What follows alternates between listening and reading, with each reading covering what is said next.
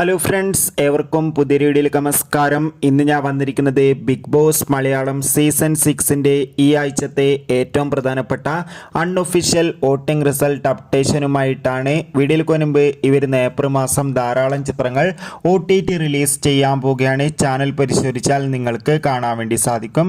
നേരെ ഇന്നത്തെ വീഡിയോയിലേക്ക് പോകാം.